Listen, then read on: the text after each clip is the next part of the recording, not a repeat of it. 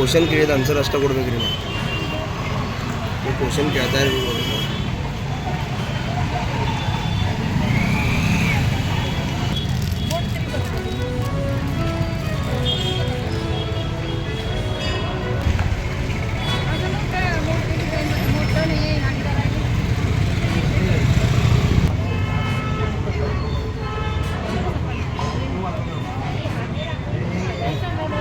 किती पाहिजे तुम्हाला?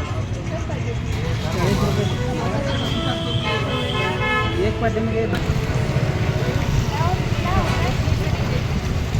पाहिजे तुम्हाला नंबर घेतला तर ते पण करायचं त्याला विचारून आपण जास्त क्वांटिटी घ्यायला तर काय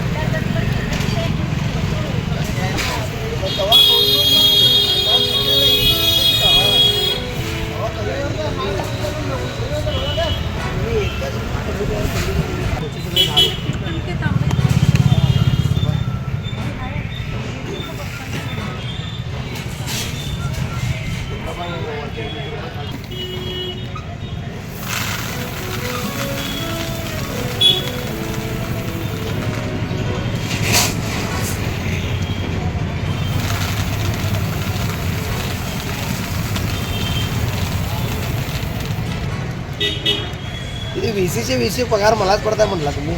फक्त 2 रुपयावर धंदा आहे ते.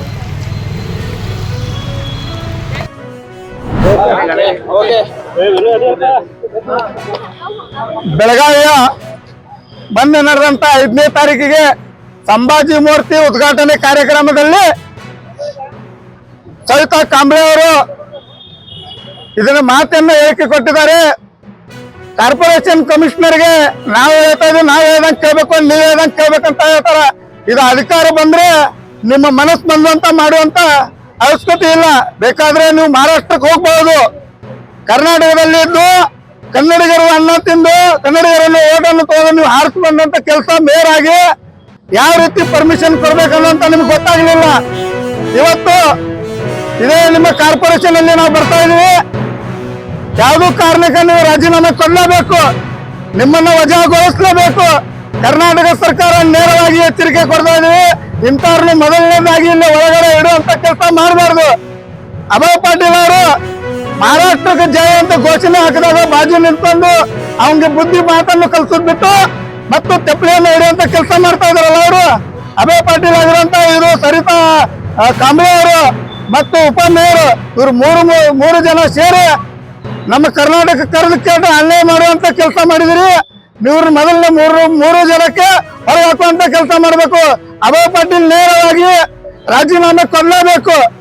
ಇಲ್ಲ ಅಂದ್ರೆ ಇದು ಬರೋ 8 ದಿನದಲ್ಲಿ ನಿಮ್ಮನ್ನ ಮನೆ ಮುಂದೆ ಮುಖ್ಯ